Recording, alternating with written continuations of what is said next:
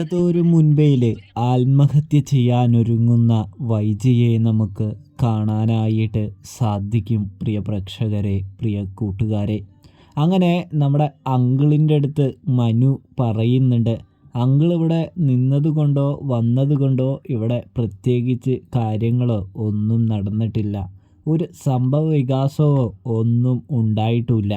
ആകെ ഉണ്ടായി അങ്കിളും ആൻറ്റിയും തമ്മിലുള്ള അകൽച്ച ഒന്നുകൂടെ വർദ്ധിച്ചു. അങ്കിൾ അലീനയെ വീട്ടിൽ നിന്ന് പുറത്താക്കിയത് എന്നുള്ളത് സത്യം തന്നെയാണ്.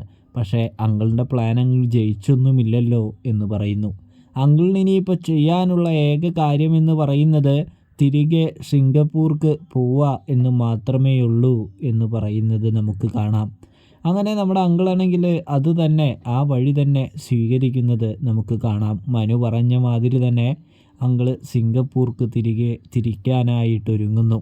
ഇതേ സമയം കടപ്പാട്ടൂർ വീട്ടിൽ വന്ന് വൈജയെ കാണുന്നു. വൈജയോട്, വൈജയ് ഞാൻ തിരികെ പോവുകയാണ് എന്ന് പറയുമ്പോൾ, ഏട്ടൻ എന്തൊക്കെ പറയുന്നത്, ഞാൻ ഏട്ടനെ കണ്ടുകൊണ്ടാണ് ഇവിടെ നിൽക്കുന്നത്, ഒടുവിൽ ഏട്ടനും എന്നെ കൈയൊഴുകുകയാണോ എന്ന് ചോദിക്കുന്നത് നമുക്ക് കാണാം.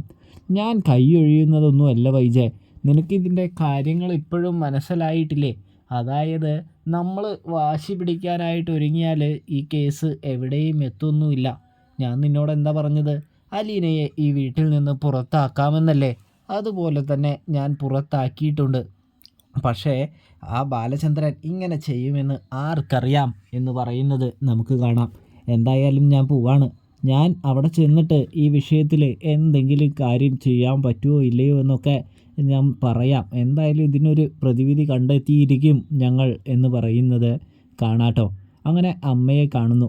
അമ്മയെ കണ്ട് അമ്മയോട് ഓരോ കാര്യങ്ങളൊക്കെ നമ്മുടെ അങ്കിള് സംസാരിക്കുന്നുണ്ട്. അമ്മേ, അലീനയും ബാലചന്ദ്രനും തമ്മിൽ അവിഹിതോ കാര്യങ്ങളോ അങ്ങനെയൊന്നും ഇല്ലല്ലോ എന്ന് ചോദിക്കുമ്പോൾ, എടാ ഒന്ന് പോടാ, ആ പെൺകുട്ടി നല്ലതാ, ബാലചന്ദ്രനും അത്രക്കാരനൊന്നും അല്ല എന്ന് പറയുമ്പോൾ അങ്കിള് പറയുന്നുണ്ട്, അപ്പം ഞാൻ ചോദിച്ചതും അറിഞ്ഞവരൊക്കെ ഇങ്ങനെ തന്നെയാണ് പറഞ്ഞത്. അപ്പോൾ ഇവിടുത്തെ പ്രശ്നം ഈഗോയാണ് എന്ന് പറയുന്നു.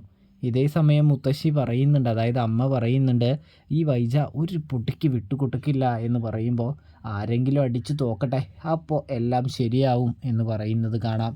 അപ്പോഴേക്കും നമ്മുടെ വൈജ അവിടേക്ക് വരുന്നുണ്ട്. വൈജയാണെങ്കിൽ പറയുന്നുണ്ട്, അതെ അലീനയായിട്ട് ആ ബാലചന്ദ്രൻ ഇങ്ങോട്ട് വന്ന ഒരു നിമിഷം പോലും ഞാൻ അവിടെ നിൽക്കില്ല, ഞാൻ കൊല്ലപ്പള്ളിക്ക് പോകും എന്ന് പറയുന്നത് നമുക്ക് കാണാട്ടോ.